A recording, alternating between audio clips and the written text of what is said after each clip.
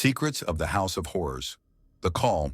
The phone rang late that night, a sharp intrusion in the stillness of Emily Harper's small apartment. She hesitated for a moment, debating whether to answer. It was nearly midnight, and calls at such an hour rarely brought good news. Against her better judgment, she picked up the receiver. "Ms. Harper?" An unfamiliar voice crackled through the line. "This is Detective Hargrove. I need to speak with you regarding your uncle's estate." Emily's heart sank. Her uncle, George Harper, had been a reclusive man, estranged from the family for decades. She hadn't seen him since she was a child, and the few memories she had were of a towering, somber figure with piercing eyes that seemed to see through her. "What happened?" she asked, her voice barely above a whisper. "Your uncle passed away 2 weeks ago," Hargrove explained. "He left everything to you. There's a house, a very old property in Blackwood." Blackwood. The name sent a chill down her spine. She'd heard whispers of the town, a desolate place shrouded in rumors and tragedy. Her mother had spoken of it only once, warning Emily to stay away. But now it seemed fate had other plans. "Why me?" Emily asked, her thoughts racing. "I'm not sure," Hargrove admitted, "but you'll need to come to Blackwood to settle the inheritance." Reluctantly, Emily agreed. She had no idea that this decision would unravel a series of events that would lead her to the heart of a nightmare. Arrival in Blackwood. The road to Blackwood was long and winding, cutting through dense forests that seemed to close in as Emily drove deeper into the countryside. The air grew colder, and a thick mist clung to the ground, making it difficult to see more than a few feet ahead. The town itself was as unwelcoming as the journey. Faded signs and boarded-up shops lined the main street, and the few residents she saw hurried about their business, avoiding her gaze. When she finally reached the house, she understood why it was known as the House of Horrors. It loomed at the end of a gravel path, an enormous Victorian mansion that seemed to defy the passage of time. Its windows were dark, and the once grand facade was covered in ivy and decay. The front door creaked ominously as she pushed it open, revealing a cavernous interior shrouded in shadows. A musty smell filled the air, and the floorboards groaned under her weight as she explored. The walls were lined with shelves of books, their spines cracked and faded. Portraits of stern-faced ancestors stared down at her, their eyes following her every move. In the center of the main hall stood a massive staircase, its banister carved with intricate patterns of twisting vines and grotesque faces. Something about the house felt alive, as if it were watching her. Emily spent the night in a small guest room, the only space that didn't feel suffocating. But sleep didn't come easily. The house was filled with strange noises, whispers that seemed to come from the walls, the creak of footsteps in the hallway, and the occasional distant sound of a child's laughter. Hasurit, the diary. The next morning, Emily began sorting through her uncle's belongings. Most of the items were mundane, but in a hidden compartment in his desk, she found a leather-bound diary. The pages were filled with George's spidery handwriting, detailing his obsession with the house's history. The house, it seemed, was far older than she had imagined. Built in the late 1800s by a wealthy industrialist named Victor Blackwood, it had been the site of countless tragedies. Servants had vanished, guests had fallen ill under mysterious circumstances, and Victor's own family had met grisly ends. The final entry in the diary was particularly chilling. "The house is a vessel, a doorway to something beyond our comprehension. I have seen it, felt its presence in the shadows.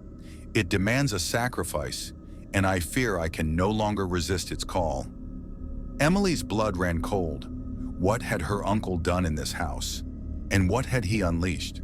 The hidden room. Determined to uncover the truth, Emily began a thorough search of the house. In the basement, she discovered a hidden door behind a stack of crates. The air grew colder as she pried it open, revealing a narrow staircase that descended into darkness. At the bottom, she found a small room lit by the faint glow of candles. Symbols were etched into the stone walls, and the floor was covered in dried blood. In the center of the room stood an altar, its surface stained and worn. Emily's stomach churned as she realized the implications. This was no ordinary room. It was a place of ritual, of sacrifice. She backed away, her mind racing, but as she turned to leave, she heard a voice. "You shouldn't have come here."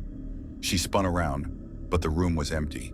The voice had been soft, almost a whisper, but it carried a weight that left her trembling. She fled the basement, locking the door behind her. The unseen force. Over the next few days, the house's malevolence grew more apparent. Objects moved on their own, doors slammed shut, and the whispers grew louder.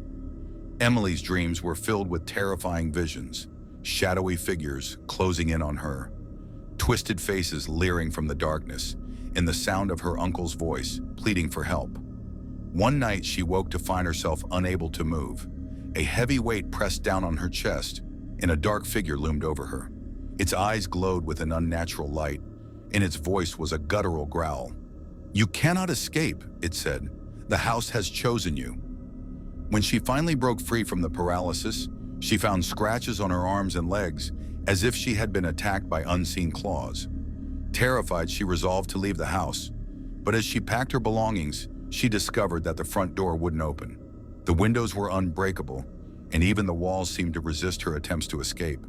The truth desperate for answers, Emily returned to the diary. In one of the earlier entries, her uncle had mentioned a hidden key that could unlock the house's secrets. After hours of searching, she found it concealed in a hollowed-out book. The key led to a small attic room she had overlooked. Inside, she found a collection of photographs and documents detailing the house's dark history. One photo showed Victor Blackwood standing with a group of men, all dressed in ceremonial robes. Another depicted the altar in the basement, surrounded by hooded figures.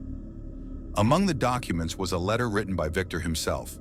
The entity demands loyalty, and in return, it grants power and wealth. But the price is steep.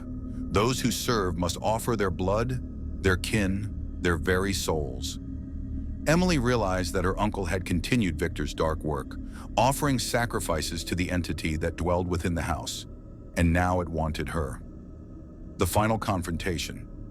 As the days passed, the house's attacks grew more violent. Shadows lunged at her from the corners, and disembodied hands reached out to grab her. Emily knew she couldn't survive much longer. In a final act of defiance, she returned to the basement, armed with the diary and a canister of gasoline. She poured the fuel over the altar and lit a match, setting the room ablaze. The flames roared to life, consuming the symbols and carvings. But the house fought back. The walls trembled, and a deafening roar filled the air. The dark figure appeared again, its form shifting and writhing. "You cannot destroy me," it snarled. "I am eternal." Summoning every ounce of courage, Emily threw the diary into the fire. The entity screamed, its form dissolving into smoke as the flames consumed its anchor. The house groaned and shuddered, and Emily fled as it collapsed around her. Epilogue. Emily stood on the edge of the property, watching as the fire reduced the house of horrors to ashes. For the first time in days, she felt a sense of relief. The nightmare was over, or so she thought. As she turned to leave, she noticed a figure standing in the shadows of the forest. It was her uncle, his eyes glowing with the same unnatural light as the entity. He smiled, and Emily realized that the darkness was far from vanquished.